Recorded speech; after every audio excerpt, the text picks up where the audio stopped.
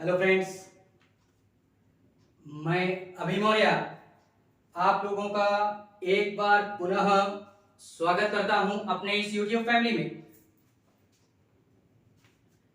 आज की क्लास में हम जो बात करने वाले हैं वो बात करेंगे उसी मिडिवल हिस्ट्री में ही इससे पहले जो भी सारी क्लासें हमारी हो रही थी उसी श्रृंखला को आज हम पुनः एक नए अंदाज में कंटिन्यू करेंगे। ठीक है, तो इससे पहले की क्लास आप लोग देख लीजिएगा एंड उसके बाद आकर के इस क्लास पे विजिट कीजिएगा।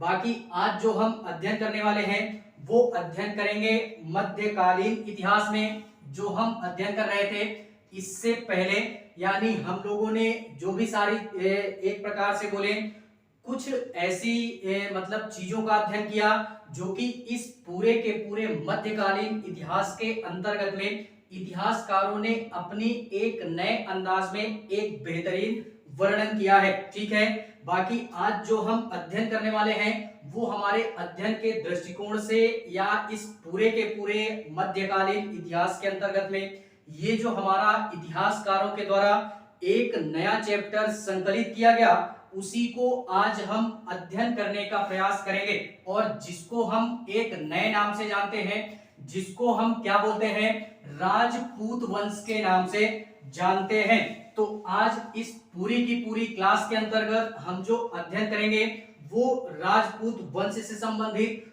जो भी सारी चीजें होगी हम यार बड़े ही बेहतरीन अंदाज में उसका क्या करेंगे, वर्णन करेंगे। फिलहाल में इस राजपूत वंश से रिलेटेड जो भी सारी चीजें होंगी, यानी जो भी इसमें वंश या जो शासक आते हैं उनकी चर्चा हम नेक्स्ट क्लास में करेंगे। लेकिन आज जो इस क्लास के माध्यम से बात करेंगे वो इन्हीं के संबंध में कुछ अलग चीजों की चर्चा करेंगे, जैसे इनके उत्पत्ति के संदर्भ में, यानी भारत देश के अंतर्गत में या इस पूरे के पूरे भारतीय क्षेत्र के अंतर्गत में राजपूतों का उदय कब होता है, कैसे होता है और किस प्रकार से होता है। तो इन सारी चीजों की चर्चा करेंगे और इसके पश्चात में इनके परिचय के संबंध में, इनके क्षेत्र विस्तार के संदर्भ में और जो भी सारी चीजें होंगी यार, जैसे जैसे हम क्लास को आगे बढ़ाएंगे सारी चीजों का वर्णन एक नए अंदाज में करेंगे। ठीक है, तो क्लास में भरपूर एकाग्रता के साथ में बने रहेंगे मेरे साथ में शुरू से लास्ट तक में और आनंद लेते चलिए इस पूरे के पूरे भारतीय एक प्रकार से मध्यकालीन इतिहास का। और जो भी सारी चीजें होंगी देखते हैं, इसी में मजा लेते हैं। थोड़ा सा राजपूत वंश के संदर्भ में बात करेंगे, इसी में यानी राजपूतों की बात करेंगे। राजपूत वंश,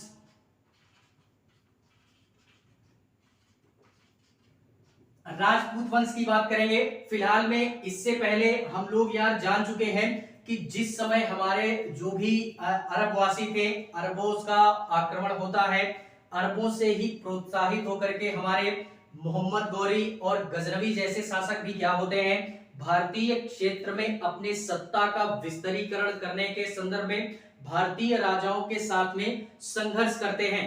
तो यार अभी तक जो भी सारी चीजें हम लोगों ने पढ़ी, ये 2-3 चैप्टर जो शुरुआती दौर में हम लोगों ने देखा ये था भारतीय क्षेत्र में जो भी हमारा इस्लामिक आक्रमण था, सर्वप्रथम मुस्लिमों की सत्ता जो है उसके संदर्भ में हम लोगों ने बात की।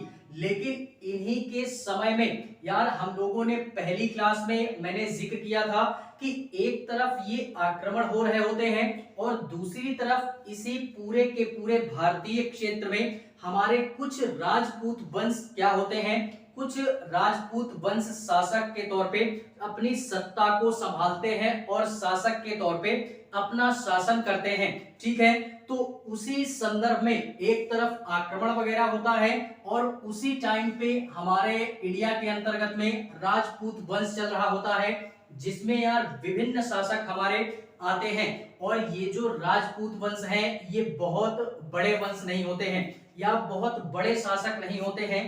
इनका जो क्षेत्रीय विस्तार था भारतीय क्षेत्र में, ये छोटे छोटे क्षेत्रों में ही रह करके अपने सत्ता का क्या करते थे, विकेंद्रीकरण नहीं, सत्ता को एक प्रकार से संभालते थे या अपना शासन संचालित करते थे। तो अलग अलग क्षेत्रों में ये लोग क्या करते थे, सत्ता को अपने संभालते थे। फिलहाल में देखते हैं इसी में इस राजपूत वंश के संदर्भ में अगर हम लोग बात करें तो कुछ मतलब इतिहासकारों के द्वारा इसमें ये बोला जाता है कि ये 700 से लेकर के या 7वीं शताब्दी से लेकर के 12वीं शताब्दी के मध्य में इंडिया के अंतर्गत जो भी हमारे शासक थे या प्रशासक के तौर पे कार्य कर रहे थे वो हमारे कौन थे, वो हमारे राजपूत ही थे। लेकिन कुछ इतिहासकारों के द्वारा ऐसा मत भी है या कुछ इतिहासकारों के द्वारा कुछ अन्य किताबों में इसके जो तारीख का वर्णन किया गया है वो तारीख का वर्णन 8वीं शताब्दी से लेकर के 12वीं के मध्य में किया गया है। तो दोनों ही डेटों से हमको क्या होना है, रूबरू होना है। फिलहाल में इसमें हम जो चर्चा करेंगे वो चर्चा करेंगे राजपूत वंश के संदर्भ में, इसके उत्पत्ति के संदर्भ में। सर्वप्रथम हम परिचय की बात करेंगे एंड परिचय के संदर्भ में यानी इन राजपूतों से रूबरू होंगे हम एंड इसी में हम बात करेंगे उत्पत्ति के संदर्भ में, यानी जो भी हमारे राजपूत थे उनकी उत्पत्ति किस क्षेत्र से होती है। फिलहाल में ये इंडिया के अंतर्गत ही इनका क्या वंश स्थापित था या ये जो अपना शासन प्रशासन इंडिया के अंतर्गत संचालित कर रहे थे, क्या ये शुरुआत से ही जन्मजात से ही या इंडिया के अंतर्गत थे कि ये बाहरी क्षेत्रों से आकर के इंडिया के अंतर्गत बस गए थे। तो इनके उत्पत्ति के संदर्भ में एंड इसी उत्पत्ति के पश्चात में हम लोग जो अध्ययन करेंगे वो इनके क्षेत्र विस्तार के संदर्भ में बात करेंगे, यानी इनका जो क्षेत्रीय विस्तार था उसके संदर्भ में भी क्या करेंगे, अध्ययन करेंगे कि किस किस क्षेत्र में या किन भारतीय क्षेत्रों में इनका शासन संचालित होता था। एंड इसी के पश्चात में और जो मैं बात करूंगा इसी में वो इसमें हम बात करेंगे प्रमुख राजपूत वंशों की, जो कि हमारे एक प्रकार से बात करें तो कौन कौन से हमारे राजपूत वंश थे जो कि इंडिया के अंतर्गत अपनी सत्ता को स्थापित करते थे। ठीक है, तो इसी में हम लोग देखते हैं थोड़ा सा इन्हीं 4 बिंदुओं को लेकर के इस पूरी की पूरी क्लास का हम लोग क्या करेंगे, आनंद लेंगे और मस्ती में इन्हीं 4 टॉपिकों पे क्या करेंगे, बात करेंगे। परिचय की अगर मैं बात करूं तो इन राजपूतों का परिचय अगर मैं देना चाहूं तो फिलहाल में ये इतिहासकारों के द्वारा या कुछ अन्य लोगों के द्वारा या इससे पहले भी हम लोग अध्ययन कर चुके हैं। अगर एकाग्रता पूर्वक क्लास को अटेंड कर रहे होंगे शुरुआती दौर से तो यार हम लोग बात कर चुके हैं कि जिस समय अरबों का आक्रमण होता है उसी समय भारत के दूसरे क्षेत्रों में हमारा क्या होता है कि राजपूत वंश भी चल रहा होता है, जो कि एक प्रकार से अगर हम लोग बात करें प्राचीन इतिहास की यानी एंशिएंट हिस्ट्री की, तो एंशिएंट हिस्ट्री में जो दौर चल रहा होता है उस समय वो वर्धन काल चल रहा होता है। फाइनली जिसका हमारा मुख्य रूप से जो शासक था वो हर्षवर्धन था। ठीक है, इसी के मृत्यु के पश्चात में इंडिया में जो सत्ता स्थापित होती है वो राजपूतों की ही होती है। आक्रमण से पहले, किसके आक्रमण से, वो अरबों के आक्रमण से पहले यानी इस्लामिक सत्ता स्थापित होने के पहले ये हमारे क्या होते हैं, ये इंडिया के अंतर्गत में राजपूतों का ही शासन चलता है। और फिलहाल में हर्षवर्धन की मृत्यु कब होती है, वो होती है 647 ईस्वी में, ईसा पूर्व में। ठीक है, तो उसके पश्चात से ये हमारी 7वीं शताब्दी से कहीं कहीं पे 8वीं शताब्दी भी बोल दिया गया है, तो वहीं से यार ये हमारा राजपूत वंश एक प्रकार से परिचय के तौर पे अगर हम लोग देखें तो जिस समय ये हमारा हर्षवर्धन की मृत्यु होती है उसके पश्चात में कोई भी बड़ा शासक यार एक प्रकार से जब हमारा मौर्य वंश समाप्त होता है या तो मौर्य वंश का साम्राज्य एकदम विस्तारीकरण था, एक बड़ा साम्राज्य था, उसके पश्चात में हमारे छोटे छोटे शासक आते हैं, छोटे छोटे साम्राज्य उभरते हैं, उसके पश्चात में पुनः हमारा हर्षवर्धन का काल जब आता है तो ये पुनः एक विस्तार पूर्वक अपने साम्राज्य का क्या करता है, विस्तारीकरण करता है, यानी एक बड़े साम्राज्य की स्थापना करता है। ठीक है। एंड जब इसकी मृत्यु होती है 647 ईसा पूर्व में, तो इसके मृत्यु के पश्चात में कोई भी इसके जैसा बड़ा राजा इंडिया के अंतर्गत नहीं होता है जो कि अपनी सत्ता को क्या कर सके, स्थापित कर सके। छोटे छोटे शासक हमारे होते हैं जो कि भारत के विभिन्न क्षेत्रों में अपने छोटे छोटे साम्राज्यों को लेकर के शासन अपना स्थापित करते हैं और बाकायदा उस शासन को संचालित भी करते हैं। ठीक है।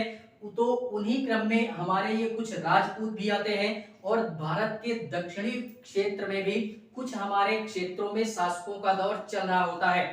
लेकिन फिलहाल में हम लोग यहाँ पे राजपूतों का जिक्र कर रहे हैं, तो राजपूतों के परिचय के संदर्भ में हमने केवल और केवल इतना ही रूबरू होना है कि यार जिस समय हर्षवर्धन की मृत्यु होती है उसी के पश्चात में हमारे भारत के कुछ अलग अलग क्षेत्रों में राजपूतों की उत्पत्ति होती है। एक प्रकार से बोलना चाहें तो छोटे छोटे वंश ही थे ये, जो अभी वंशों का जिक्र करेंगे तो छोटे छोटे वंश ही थे जो कि उत्तर भारत में इनका क्या होता है, यानी शासन प्रशासन संचालित होता है। तो राजपूतों का एक प्रकार से जो दौर चलता है वो किन क्षेत्रों में, तो वो हमारा उत्तर भारतीय क्षेत्र में राजपूतों का दौर देखने के लिए मिल जाता है। ठीक है। फिलहाल में इतनी सारी चीजें यार हमने रूबरू होनी है परिचय के संदर्भ में। एंड इसी के पश्चात में अगर हम लोग बात करें उत्पत्ति के संदर्भ में, इनकी उत्पत्ति कैसे होती है, तो इनके उत्पत्ति यानी राजपूतों की उत्पत्ति के संदर्भ में अगर मैं बात करूं तो कुछ हमारे इतिहासकार ऐसे हैं जो कि कुछ क्या कई सारे इतिहासकार हैं। ठीक है। जो कि अपनी अपनी पुस्तक के माध्यम से या अपने अपने विचार और विमर्श के माध्यम से अपनी अलग अलग राय व्यक्त करते हैं। किनके संदर्भ में, राजपूतों के संदर्भ में। फिलहाल में अगर उत्पत्ति के संदर्भ में बात करें तो हम लोग दो तीन तथ्यों पे बात करते हैं अक्सर जब भी राजपूतों का जिक्र होता है। तो किनकी बात करते हैं, यानी एक तो हम बात करेंगे इसी में विदेशी इतिहासकारों की। जो भी हमारे विदेशी इतिहासकार थे उनका भी मत थोड़ा सा जान लेते हैं कि इनकी उत्पत्ति के संदर्भ में विदेशी इतिहासकार जो हैं उनकी क्या राय है। तो इनकी अपनी स्वयं की अपनी राय थी। एंड इसी के संदर्भ में बात करेंगे इसी उत्पत्ति के संदर्भ में भारतीय इतिहासकारों की, यानी इन राजपूतों के संदर्भ में जो हमारे भारतीय इतिहासकार हैं उनकी अपनी एक स्वयं की अलग राय थी। ठीक है। जिन्होंने अपने अपने राय व्यक्त भी किया और यार जरूरी नहीं है कि हम इनकी राय को माने ही माने। ठीक है। फिलहाल में जो भी सारी चीजें व्यक्त कर दी गई इस पुस्तक के माध्यम से, यानी इस पूरे के पूरे मध्यकालीन इतिहास के अंतर्गत में एक चैप्टर बनाया गया इतिहासकारों के द्वारा राजपूत वंश नाम का, और इस राजपूत वंश में इतिहासकारों ने अपनी अपनी अलग अलग राय को क्या किया है, व्यक्त किया है, जिसका अध्ययन यार आप और हम बड़े ही परिपक्वता के साथ में करते हैं और आने वाले छात्र जो भी होंगे वो भी इसी का ही अध्ययन करेंगे। ठीक है। एंड इसी के पश्चात में तीसरी जो हम बात करेंगे वो तीसरी बात करेंगे, एक हमारा मत और आता है जो कि एक प्रकार से चंद्रवरदायी और एक हमारे इतिहासकार हुए हैं, इतिहासकार थे जिनको हम एक प्रकार से जनरल जेम्स टॉड के नाम से जानते हैं, कर्नल जेम्स टॉड, जो कि विदेशी इतिहासकार हैं। इनके द्वारा, इन दोनों लोगों के द्वारा एक सिद्धांत दिया गया जिसको हम लोग क्या बोलते हैं, अग्निकुंड के सिद्धांत के नाम से जानते हैं।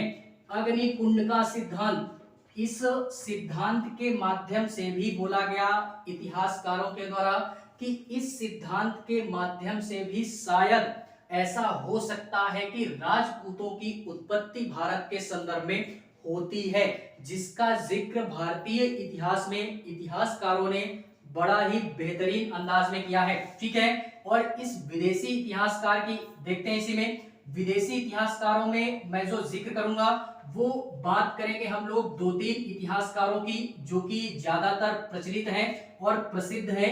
इसमें हम लोग बात करेंगे कर्नल जेम्स टॉड की।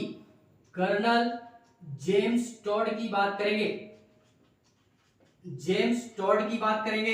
एंड इसी के पश्चात में स्मिथ की बात करेंगे। स्मिथ करके एक इतिहासकार आते हैं एंड एक आते हैं कनिंघम करके, या जिनको हम लोग अलेक्जेंडर कनिंघम के नाम से जानते हैं। ठीक है, तो ये हमारे 2-3 विदेशी इतिहासकारों के नाम जो ज्यादा प्रचलित हैं, हमको यार याद रखना है। ये विदेशी इतिहासकार हैं। इनका मानना ये है कि जो भी हमारे राजपूत वंश हैं, ये यार बेसिकली इंडिया के अंतर्गत इनकी उत्पत्ति नहीं होती है। किनका मानना? विदेशी इतिहासकारों का।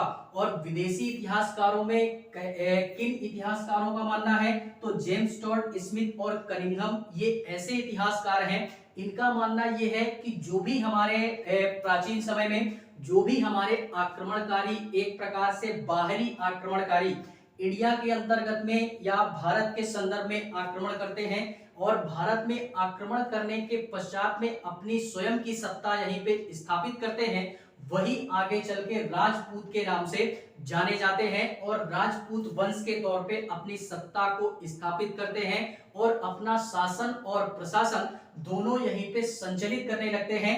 जो कि ये किसका मानना? विदेशी इतिहासकारों का।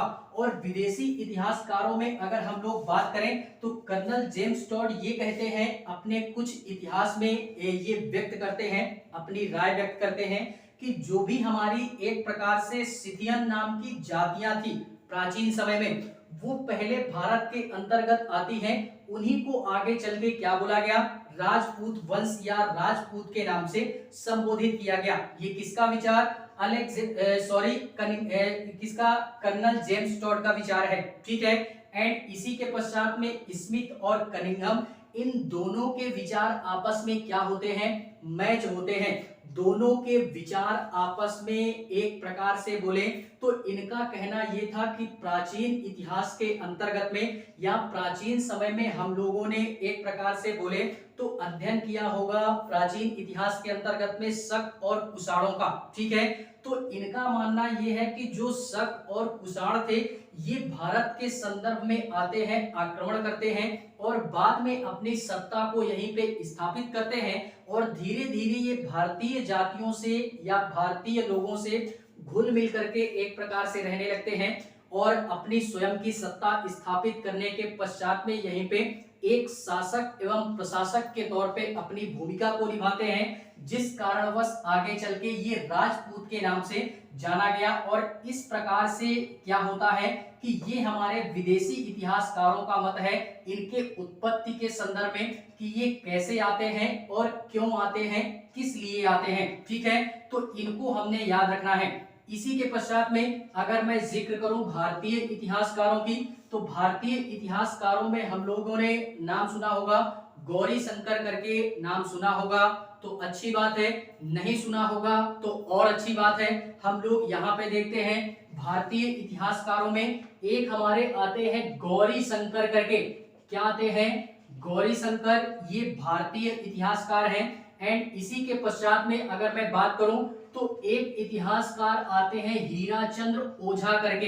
हीराचंद्र ओझा, ये भी भारतीय इतिहासकार ही हैं। इन दोनों लोगों का मानना ये है कि जो भी हमारे एक प्रकार से बोले भारतीय इतिहासकारों का मानना ये है कि ये कोई विदेशी जातियां नहीं थी, जबकि विदेशी इतिहासकारों का मानना ये है कि जो भी राजपूत थे ये विदेशी थे और यहाँ पे आक्रमण करने आते हैं और यहीं पे अपनी सत्ता को स्थापित करते हैं।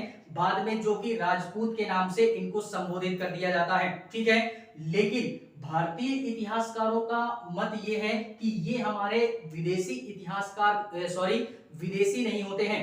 ये हमारी एक प्रकार से हम लोगों ने अध्ययन किया होगा एक प्रकार से प्राचीन इतिहास में क्षत्रिय और आर्य करके एक शब्द संबोधित किया जाता है, ऐसा इतिहासकारों के द्वारा भी, और हम लोग उसका अध्ययन करते भी हैं प्राचीन इतिहास के अंतर्गत में। ठीक है, तो इन लोगों का मानना यह है कि जो भी हमारी जातियां थी, जो कि प्राचीन समय में जो भी हमारे आर्य थे या इन्हीं आर्यों को क्षत्रिय कह करके संबोधित किया जाता था, तो ये जो आर्य या जो क्षत्रिय थे यही बाद में आगे चल के इन्हीं को ही हम लोग राजपूत का नाम दे देते हैं। ठीक है, तो ये इन्हीं क्षत्रियों को और एक प्रकार से जो भी आर्य टाइप के लोग थे उन्हीं को ये भारतीय इतिहासकार ये बोलते हैं कि ये एक प्रकार से इन्हीं को हम राजपूत बोलते हैं। ठीक है, तो ये किसका मानना, ये भारतीय इतिहासकारों का मानना है। भारतीय इतिहासकारों के अंतर्गत में एक दो नाम और याद रख लीजिएगा, जैसे जैसे कि हमारा जो कि हमारे ब्राह्मणों से उत्पत्ति का सिद्धांत बताते हैं कि जो भी राजपूत हैं ये हमारे ब्राह्मणों से उत्पत्ति इनकी होती है, उनका भी नाम आप लोग याद रखिएगा, जो कि भारतीय इतिहासकारों के अंतर्गत ही उनकी गिनती की जाती है। गोपीनाथ शर्मा और भंडारकर करके आते हैं, ऐसा लिख लीजिएगा या एक प्रकार से नाम याद रख लीजिएगा। इन लोगों का मानना ये है, ये भी भारतीय इतिहासकार ही हैं, इनका मानना ये है कि जो भी हमारे ब्राह्मण थे प्राचीन समय में उन्हीं से ये उत्पन्न जातियां हैं हमारी राजपूतों की। ठीक है, तो इसको भी हमने क्या करना है, याद रखना है। तो ये जो भी हमारे उत्पत्ति के संदर्भ में विदेशी इतिहासकारों की अपनी स्वयं की एक अलग राय थी, उसको हम लोगों ने देखा कि क्या क्या इनकी राय थी। इन्होंने एक प्रकार से बोले ना कि ये विदेशी थे, शायद इसी कारणवश इनकी जो मानसिकता थी वो विदेशी टाइप की ही थी, इसी कारणवश ये अपना एक विदेशी मत देते हैं, ऐसा मेरा मानना है। ठीक है, और जो भारतीय इतिहासकार हैं ये इनकी अपनी अलग की स्वयं की राय है जो कि ये लोग भी देते हैं। और इसी में अब हम लोग बात करते हैं अग्निकुंड के सिद्धांत की, जो कि इस सिद्धांत के माध्यम से भी ये बोला गया कि जो भी राजपूत हैं उनकी जो उत्पत्ति होती है वो इस सिद्धांत के माध्यम से भी होती है।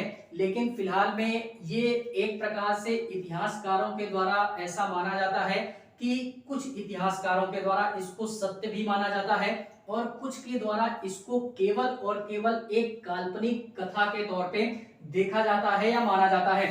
इसमें क्या बोला गया, अग्निकुंड का सिद्धांत, इसका जो साक्ष्य प्राप्त होता है, मैंने पहले ही बोला कि इन्हीं राजपूतों में अभी जब वंशों की चर्चा करेंगे तो उसमें हमारा एक आता है चौहान वंश, जिसका प्रमुख शासक था हमारा पृथ्वीराज तृतीय, जिसको हम लोग पृथ्वीराज चौहान के नाम से जानते हैं। इसी पृथ्वीराज चौहान के दरबार में एक हमारा दरबारी कवि रहता था, यानी पृथ्वीराज चौहान के दरबार में एक इनका दरबारी कवि रहता था, जिसको हम लोग चंद्रबरदाई के नाम से जानते हैं, जिसने किसकी रचना की, जिसने रचना की है किसकी, तो इन्होंने रचना की है पृथ्वीराज रासो की, पृथ्वीराज रासो की रचना की है। और इस रचना में इन्होंने बड़े ही बेहतरीन तरीके से ये वर्णन किया है इस अग्निकुंड के सिद्धांत के संदर्भ में। ये सिद्धांत था क्या, तो इस सिद्धांत को एक प्रकार से इनकी रचना के माध्यम से भी जाना जाता है और देखा जाता है। और एक हमारे विदेशी इतिहासकार, मैंने पहले ही बोला कर्नल जेम्स टॉड, इनके माध्यम से भी ये सिद्धांत हमारा देखा जाता है या दिया जाता है। इन दोनों की विशेष राय जो है वो अग्निकुंड के सिद्धांत के रूप में प्रचलित है। अब ये अग्निकुंड का सिद्धांत है क्या, तो इसके संदर्भ में यार ये बोला गया कि एक हमारे वशिष्ठ नाम के ऋषि थे। कौन थे, वशिष्ठ नाम के, गुरु वशिष्ठ ऐसा करके एक हमारे ऋषि होते हैं, जो कि इन प्राचीन समय की बातें बोली जाती हैं। और ये कहानी जो है ये एक प्रकार से इतिहासकारों के द्वारा बोला गया ना कि कुछ लोगों ने इसको सत्य भी माना और कुछ लोगों ने इसको केवल और केवल एक काल्पनिक कथा के तौर पे देखा है और जाना है। ठीक है, फिलहाल में एक प्रकार से पौराणिक कथा टाइप में है, जो कि पुराणों से संबंधित है और मिल गई होगी कहीं से साक्ष्य के तौर पे, तो इतिहासकारों ने इसको भी बाकायदा संकलित कर दिया मध्यकालीन इतिहास के अंतर्गत में कि इस सिद्धांत के माध्यम से भी राजपूतों की उत्पत्ति हमारे होती है। ठीक है, तो इस सिद्धांत में ये बोला गया कि एक हमारे ऋषि होते हैं वशिष्ठ करके, उनके समय में एक प्रकार से बोलते हैं ना, प्राचीन समय में राक्षसों का दौर भी होता था, यानी दुष्टों का दौर होता था। एक तरफ संत वगैरह होते थे और दूसरी तरफ राक्षस टाइप के यानी असुर टाइप के लोग होते थे। तो इन्हीं दुष्टों का जब एक प्रकार से इन्हीं राक्षसों का एक प्रकार से बोलना चाहे ना कि कभी कुछ ऐसा होता है कि किसी भी चीज की एक लिमिट होती है, अपनी एक सीमा होती है। तो जब तक इनकी सीमा थी तब तक तो इन्होंने बर्दाश्त किया इनको, लेकिन जब इनकी अपनी एक सीमा इन्होंने क्रॉस कर दी दुष्टों ने, तो क्या किया कि ये जो वशिष्ठ नाम के गुरु जी होते हैं और ये जो ऋषि होते हैं, ये इनसे काफी परेशान हो जाते हैं, जो कि इनकी सहायता के लिए कोई भी व्यक्ति सामने उस समय नहीं आता है। तो ये एक प्रकार से एक यज्ञ करते हैं। क्या करते हैं? यज्ञ करते हैं। और इस यज्ञ में वो मतलब देवताओं को प्रसन्न करते हैं इस यज्ञ के माध्यम से, जो कि अग्नि कुंड का सिद्धांत ही बोला जाता है। ठीक है, इसी कारणवश बोला जाता है अग्नि कुंड का सिद्धांत। ठीक है, तो एक प्रकार से यज्ञ करते हैं। कहां पे करते हैं? माउंट अबू नामक पर्वत पे करते हैं। इसको भी याद रखिएगा। माउंट अबू नामक कहां पे करते हैं? पर्वत पे करते हैं, यज्ञ करते हैं। कौन करता है? वशिष्ठ गुरुजी। ठीक है, और जब ये देवताओं को प्रसन्न करते हैं इस यज्ञ के माध्यम से, तो उसी मतलब यज्ञ और हवन से जब देवता वगैरह प्रसन्न होते हैं, तो इसी अग्नि कुंड से हमारी 4 जातियां निकल करके आती हैं। एक प्रकार से जातियां बोल दें या डायरेक्टली ही नाम दे दें, राजपूत जातियां। तो 4 प्रकार की राजपूत जातियां हमारी क्या होती हैं? इस यज्ञ या हवन कुंड से निकल करके आती हैं, जो कि वशिष्ठ जी की सहायता करती हैं असुरों के संहार करने में, और वशिष्ठ जी को क्या करते हैं? बचाते वगैरह हैं, ऐसा पौराणिक ग्रंथों में बोला जाता है। ठीक है, और वो 4 प्रकार की हमारे जो जातियां थी वो इसी अग्नि कुंड से निकलती हैं। और वो 4 जातियां थी कौन कौन सी? तो हमारी 4 जातियां थी। एक का नाम था गुर्जर प्रतिहार, गुर्जर प्रतिहार। एक का नाम था परमार, एंड दूसरे का नाम था चौहान, एंड लास्ट जो आता है चौथा, जिसको हम लोग चालुक्य के नाम से जानते हैं, और इसी चालुक्य को हम सोलंकी भी बोलते हैं। ठीक है, तो ये 4 राजपूत जातियां इस यज्ञ के माध्यम से निकलती हैं। इसी यज्ञ को हम लोग अग्नि कुंड के सिद्धांत के नाम से जानते हैं, कि ये जो 4 राजपूत जातियां इस सिद्धांत से निकल करके आती हैं। तो इस मतलब उत्पत्ति के संदर्भ में इस अग्नि कुंड के सिद्धांत को भी जोड़ करके देखा जाता है कि 4 प्रकार की जातियां यहीं से निकल करके आती हैं राजपूतों की। ठीक है, इन सभी वंशों की चर्चा हम नेक्स्ट क्लास में करेंगे। ठीक है, कि कौन कौन सी जातियां थी हमारी राजपूतों की। फिलहाल में केवल और केवल इन चारों को हमने याद रखना है। एंड इसी के पश्चात में ये था हमारा अग्निकुंड का सिद्धांत। इसी के पश्चात में अगर मैं और बात करूं, तो कुछ हमारे इतिहासकार और ऐसे हैं, इतिहासकार ऐसे हैं जो कि भारतीय राजपूत जातियों को एक प्रकार से बोले तो 2 खंडों में डिवाइड करते हैं। 2 खंडों में क्या डिवाइड करते हैं?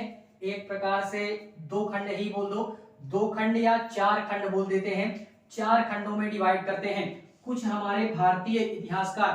पहली बात तो 2 खंडों में सूर्यवंशी एवं चंद्रवंशी राजपूतों को 2 खंडों में डिवाइड किया गया कुछ इतिहासकारों के द्वारा, सूर्यवंशी एंड चंद्रवंशी। और 2 नहीं 4 टाइप से, सूर्यवंशी हो गया, चंद्रवंशी हो गया, एंड अग्निवंशी हो गया, एंड ऋषि वंश हो गया। ये 4 प्रकार के वंश हमारे देखने के लिए मिलते हैं, जो कि पूरे के पूरे राजपूतों को प्रदर्शित करते हैं। और ऐसा भी कहा जाता है इस मध्यकालीन इतिहास के अंतर्गत में कि राजपूतों की जो कुल संख्या थी वो 36 संख्या थी।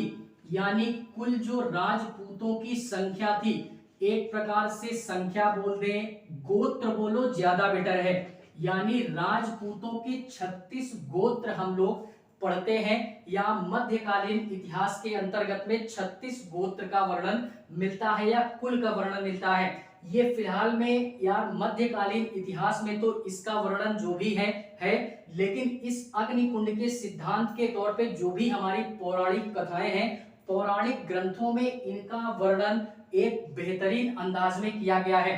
और इन्हीं 36 में से 4 भागों में डिवाइड किया गया भारतीय राजपूतों को, जिसको हम लोग एक प्रकार से बोले चंद्रवंशी, सूर्यवंशी, सूर्यवंशी, एंड इसी के पश्चात में आते हैं ऋषिवंशी, एंड इसी के पश्चात में अगर मैं और बात करूं तो अग्निवंश आता है। क्या आता है?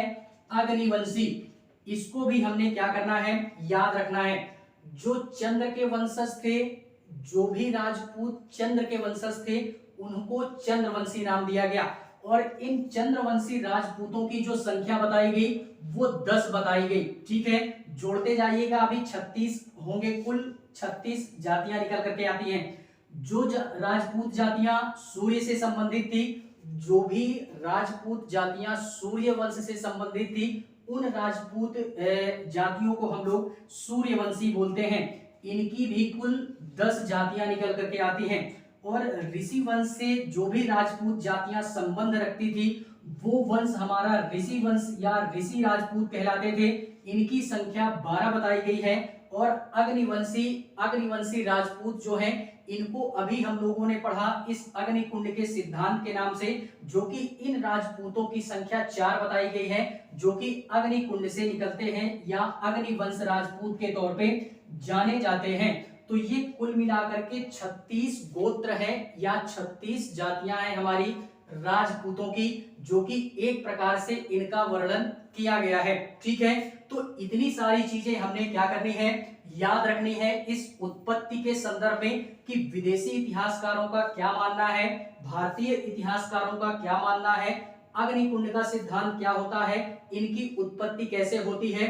तो ये सारी चीजें हैं जो कि आगे चल के अभी हम लोग इनके वंशों के संदर्भ में भी अध्ययन करेंगे। ठीक है, देखते हैं इसी में इनके क्षेत्र विस्तार के संदर्भ में। क्षेत्र विस्तार से पहले हम लोग बात कर लेते हैं कि ऐसी कौन कौन सी राजपूत जातियां हैं जिनका हमने अध्ययन करना है।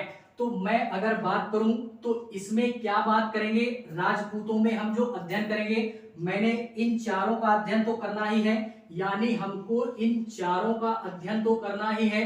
गुर्जर प्रतिहार एक राजपूत वंश ये हो गया, यानी गुर्जर प्रतिहार वंश। दूसरा परमार वंश, परमार वंश का अध्ययन करेंगे। एंड इसी के पश्चात में आता है चौहान वंश, चौहान वंश के नाम से जानते हैं। एंड इसी में हम लोग चालुक्य का भी जिक्र करेंगे, चालुक्य वंश या जिसको हम लोग सोलंकी के नाम से भी जानते हैं। इसी के पश्चात में अगर और बात करें तो हम लोग बात करेंगे गहड़वाल वंश की, गहड़वाल वंश की बात करेंगे, जो कि ये भी एक प्रकार से राजपूत वंश ही होता है। एंड इसी के पश्चात में बात करेंगे चंदेल वंश की, चंदेल वंश ये भी एक प्रकार से प्रमुख राजपूत वंश ही था, मुख्य रूप से एक शाखा थी ये भी हमारे राजपूतों की ही, चंदेल वंश। एंड इसी में जो लास्ट अध्ययन करेंगे वो अध्ययन करेंगे सिसोदिया वंश की, सिसोदिया वंश का जिक्र हम लोग करेंगे। तो इतने सारे वंशों का जिक्र हमें राजपूत वंश में अध्ययन करना है। यहाँ इस पूरे के पूरे राजपूत वंश में जो हमने वंशों का अध्ययन करना है वो इन मतलब 4 और 4 8 वंशों का अध्ययन हम लोग करेंगे। ठीक है, तो इनको भी हमने क्या करना है? याद रखना है। एंड इसी के पश्चात में इस इनके क्षेत्र विस्तार के संदर्भ में बात करें कि गुर्जर प्रतिहार वंश ये किस क्षेत्र में अपना शासन या प्रशासन संचालित करते थे, परमार वंश का क्षेत्र कहां पे था, चौहान वंश का क्षेत्र कहां पे था, चालुक्यों का क्षेत्र कहां पे था। तो इसी में अगर हम लोग बात करें गुर्जर प्रतिहार की, तो ये गुर्जर प्रतिहार वंश जो होता है ये फाइनली गुजरात और दक्षिणी राजस्थान वाले क्षेत्र में ये अपने शासन को संचालित कर रहे होते हैं। फिलहाल में मैंने पहले ही बोला कि ये हमारे छोटे छोटे शासक ही थे, छोटा छोटा साम्राज्य था अपना इनका, और अपने साम्राज्य में ही ये मजा मारते थे। ठीक है, और इनके बीच में एक थोड़ा सा बोले राजपूतों के अंतर्गत में थोड़ा सा दिमाग नहीं था, यानी जो भी जितने भी राजपूत थे ये थोड़ा सा चूतिए टाइप के थे। चूतिए क्यों थे? चूतिए इस कारणवश थे क्योंकि इनके पास में आपस में एकता नहीं थी, जिस कारणवश इनका जो शासन प्रशासन होता है ये केवल और केवल कुछ समय के लिए होता है, और इन्हीं सारी चीजों का फायदा उठा करके ही इस्लामिक आक्रमण इंडिया में होता है, जो कि हमारे मोहम्मद बिन कासिम हो गया। मोहम्मद बिन कासिम के पश्चात में गजनवी आक्रमण करता है, गजनवी के पश्चात में गौरी आक्रमण करता है। तो ये आक्रमण क्यों करते हैं? आक्रमण इसी कारणवश करते हैं क्योंकि वो जानते थे कि ये जो राजपूत हैं ये थोड़ा सा चूतिए, थोड़ा सा नहीं बहुत ज्यादा चूतिए थे कि ये आपस में ही लड़ झगड़ रहते थे, आपस में ही सत्ता की प्राप्ति के लिए या क्षेत्रों के विस्तार के लिए आपस में ही ये संघर्ष करते रहते थे, जो कि इन्हीं सारी आपसी मतभेद का फायदा उठा करके बाहरी आक्रमण इंडिया में इसी कारणवश होता है। और बाद में चल करके हमारी सत्ता स्थापित होती है। राजपूतों के पश्चात में जब राजपूतों की समाप्ति होती है तो वही हमारे एक प्रकार से जो भी इस्लामिक आक्रमण था वो लोग बाद में, यानी गौरी जो है इसी का एक या दो हमारे दास होते हैं या सेनापति होते हैं, कुतुबुद्दीन ऐबक और बख्तियार खिलजी। जो कि कुतुबुद्दीन ऐबक क्या करता है कि एक इस्लामिक सत्ता की स्थापना करता है और पूरे के पूरे इंडिया के क्षेत्र में पहली बार इतना बड़ा साम्राज्य हमारा स्थापित होता है, जिसको हम दास वंश, गुलाम वंश, मामलूक वंश इन सारे नामों से भी संबोधित करते हैं। तो ये राजपूतों के पश्चात की बात है, जो कि जब आक्रमण होता है तो इनका सफाया हमारा गजनवी और गौरी जैसे लोग ही इनका सफाया करते हैं। ठीक है। परमार वंश जो होता है, ये परमार वंश एक प्रकार से मालवा वाले क्षेत्र में शासन कर रहे होते हैं, जो कि इनका भी जिक्र हम अगली क्लास में करेंगे। जब इन वंशों की क्लास अलग लेंगे तो वहां पे जिक्र करेंगे। चौहान वंश ये अजमेर और दिल्ली वाले क्षेत्र में इनका शासन प्रशासन चल रहा होता है। चालुक्य वंश जो होता है ये हमारा गुजरात वाले क्षेत्र में इनका शासन और प्रशासन चलता है। ठीक है। जो कि गुर्जर प्रतिहार जब समाप्त होता है तो उन्हीं के स्थान पे चालुक्य वंश उन्हीं के स्थान पे या उन्हीं के साम्राज्य में उभरता है, जिसको हम सोलंकी बोलते हैं। ठीक है। गढ़वाल वंश ये हमारा यूपी के कन्नौज वाले क्षेत्र में गढ़वाल वंश का शासन चल रहा होता है, जिसमें हमारा प्रमुख शासक एक प्रकार से नाम सुना होगा राजा जयचंद का। ठीक है।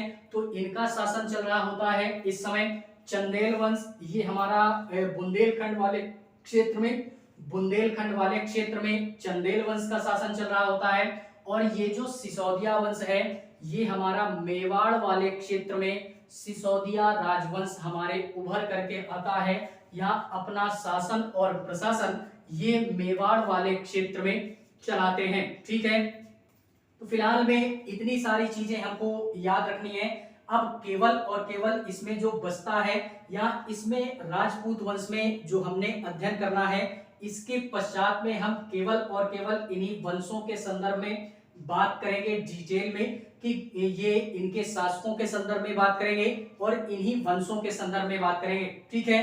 तो फिलहाल में आज के लिए बस इतना ही। हमको इतनी सारी चीजों से रूबरू होना है राजपूत वंश से संबंधित। ठीक है। बाकी क्लास अगर अच्छी लगे तो लाइक करें, कमेंट करें और चैनल को सब्सक्राइब जरूर करें। बाकी मिलेंगे इसी मध्यकालीन इतिहास के अंतर्गत में किसी नए चैप्टर में। तब तक के लिए जय हिंद।